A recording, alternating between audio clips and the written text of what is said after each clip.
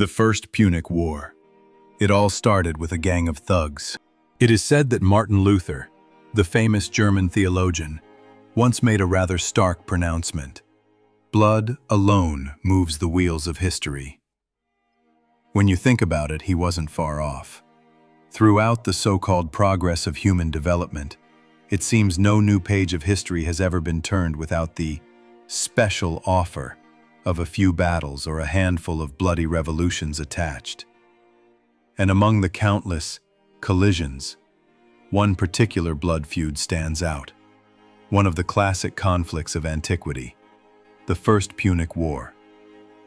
To understand this drama, we must rewind to the middle of the 3rd century BCE. The Roman Republic at this point was like an ambitious teenager who had just finished tidying up their own backyard, the Italian peninsula. After more than a century of struggling with the Samnites, then the Greek city-states, and the entire Latin League, Rome had finally closed the deal on unifying the peninsula. But this teenager's ambitions didn't just stop at their own backyard. The Roman army began to eye the much larger swimming pool known as the Mediterranean, and they wanted more than just a casual dip. Unfortunately for them, this swimming pool already had an owner. Carthage, an established tycoon from North Africa, near modern-day Tunisia, had quietly become the region's most formidable naval power. While Rome was busy sweeping the yard, Carthage had already secured contracts on the entire North African coast from Libya to the Strait of Gibraltar. Gibraltar, hugging most of the southern coast of Spain and several juicy islands like Corsica and Sardinia. Carthage was a true superpower. They controlled nearly all shipping activities in the Mediterranean, supplied everything from mercenaries and slaves to goods, and, most importantly, sat on a colossal pile of gold and silver from mines in Spain. So now you get the picture. The young, energetic Roman teenager, burning with the ambition to become the boss, suddenly found their path blocked by the old money tycoon Carthage. When Rome's power stretched to the very toe of Italy's boot, a fiery clash of interests became historically inevitable, and the spark, as usual, came from a completely unexpected place. In 288 BCE, a group of entrepreneurial Italian mercenaries known as the Mamertines, who were originally guns for hire, decided to start their own business by seizing the city of Messana in Sicily. They did something very by the book for mercenaries of the time. They killed all the men and redistributed all the women as their wives. At almost the same time, another Roman army learned from this model and seized Rhegium on the other side of the strait. In Sicily, the Mamertines began pillaging the countryside and picking fights with the nearby independent kingdom of Syracuse. Hero II, the tyrant of Syracuse, was no pushover. He marched his army out and gave the Mamertines a sound thrashing. After this defeat, the Mamertines, in a panic, did something incredibly clever. They appealed for help from both Rome and Carthage. Yes, you read that right. They called both kingpins at the same time. The Carthaginians were quicker on their feet. They immediately had a quiet word with Hero II and gently strong-armed the Mamertines into accepting a Carthaginian garrison in Messana. But the Mamertines, being opportunists at heart, soon flipped the script. They decided the Carthaginian garrison wasn't as reliable, so they secretly sent another appeal to Rome, hoping for a more dependable protector. This put Rome in a difficult position. They did not want the Carthaginian tycoon to gobble up the fertile island of Sicily. If Carthage was allowed to deal with Syracuse, the entire island would fall into their hands. The Roman Senate dithered and debated endlessly, but in the end, the people were more bloodthirsty. The appeal from a bunch of disreputable thugs was accepted. Appius Claudius Caudex was chosen as commander, with orders to cross the sea to Messina. Rome's direct intervention in Carthage's backyard officially marked the explosion of a war that would last for over 20 years. Congratulations, Mamertines. You successfully lit the fuse. The land war in Sicily began immediately in 264 BCE. Roman troops landed in Messana, where the Mamertines, having now switched sides, had already kicked out the Carthaginian garrison. After cleaning up the Syracusan and Carthaginian forces besieging Messana, the Romans took a convenient detour south to pay a visit to Syracuse itself. After a brief siege, Syracuse realized who the new boss really was and quickly signed a peace treaty. They agreed to become a Roman ally, pay a large indemnity, and, most importantly, promised to supply food to the Roman army. Many other smaller city-states, seeing which way the wind was blowing, also quickly changed their allegiance to Rome. Meanwhile, Carthage began recruiting in Africa. They assembled a massive mercenary army, 50,000 infantry, 6,000 cavalry, and 60 elephant tanks. It sounded impressive, but these troops were mostly in it for the money, not for the love. They turned the city of Agrigentum into their key military base. Rome recognized the danger and decided to go big in 262 BCE. They would besiege Agrigentum. 2 Roman consuls brought 40,000 soldiers, but they didn't attack. They dug. It was a strategy of slow cooking the enemy. They dug trenches and built forts around the city, determined to blockade it until the inhabitants starved. This stalemate lasted for 5 months. Hannibal Gisco, the Carthaginian commander inside the city, began to sweat as food ran out. He sent an SOS message back home. Carthage dispatched a relief force under Hanno. Hanno was also quite cunning. He gathered his troops at Heraclea Minoa, then sent units to capture the Roman supply camp, causing the Romans to also suffer from food shortages. Hanno even had his Numidian cavalry play the classic feigned retreat trick. The inexperienced Roman cavalry chased them, ran straight into an ambush, and were thoroughly trounced. Hanno then took a hill near the Roman camp, and the two sides proceeded to stare at each other for another 2 months. The siege dragged on for 6 or 7 months. The situation was not good for Rome, as their supply line from Syracuse had been cut. Both inside and outside the city, people were starving. Finally, an all-in battle was unavoidable. After a long fight, the Romans won.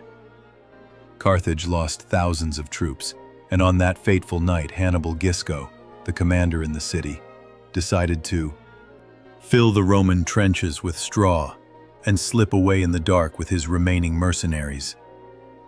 The next morning, the Romans entered the city, missing Hannibal, but capturing Agrigentum. It was a massive morale boost, proving that the newbie Roman army could in fact pack a punch. Victory on land was nice, but the Punic War was a war at sea, and Rome, which was used to walking, now had to learn to swim. Carthage, with its vast naval experience, looked at Rome and scoffed. "You and what army?" In 260 BCE, at the Battle of Mylae, the Roman commander Duilius met the Carthaginian Hamilcar. Carthage eagerly anticipated an easy victory, but Rome had a secret weapon, a brilliant and brutish invention called the Corvus, the crow. It was essentially a boarding bridge with a heavy spike. When a Carthaginian ship was naive enough to get close, thud, the bridge slammed down, embedding itself in the enemy's deck. And just like that, Roman legionaries in their heavy armor would jog across to the enemy ship. A naval battle instantly turned into a land battle on water. The Carthaginian sailors, who were used to throwing javelins and ramming ships, were completely baffled by this sword-fighting at sea tactic. Having lost too many ships, Hamilcar had no choice but to turn tail and flee. Instead of chasing, Duilius returned to Sicily and relieved the city of Segesta. Although Carthage managed to regain some dignity at the Lipari Islands and then counterattacked to take Enna, the Corvus had fundamentally changed the rules of the game. In the following years, Rome retook Enna and Camarina and captured Metistraton, but failed in an attempt to take Panormus. Rome, now on a high after a few victories and eager to end the war quickly, decided to take a risky vacation in 256 BCE, a direct invasion of Carthage's home in Africa. They built a massive fleet and defeated Carthage at the Battle of Cape Ecnomus. The Roman army, under the command of Marcus Atilius Regulus, landed in Africa and began to rampage. Regulus won again at the Battle of Aegates and forced Carthage to sue for peace. But, drunk on victory, Regulus offered peace terms so outrageously harsh they basically demanded Carthage dissolve itself. Carthage preferred annihilation. In desperation, Carthage hired Xanthippus, a premium consultant from Sparta. Xanthippus quickly reorganized their formation, making full use of war elephants and cavalry. And in the Battle of Tunis, 255 BCE, this Spartan coach slapped the Roman army so hard they didn't know what hit them. The Roman army was annihilated, and Regulus was captured alive. It got worse. The Roman survivors retreated by ship. A Roman fleet was sent to pick them up. But on the way back, Poseidon, who apparently disliked Rome, grew angry. A terrible storm hit, destroying almost the entire fleet. The death toll may have exceeded 90,000. It was an unbelievable PR disaster for Rome. Carthage took this opportunity to attack Agrigentum, but they only burned the city and left. In 254 BCE, Rome, though bitter, still built a new fleet of 140 ships. They quickly won a significant victory at Panormus in Sicily. But after that, things stalled again.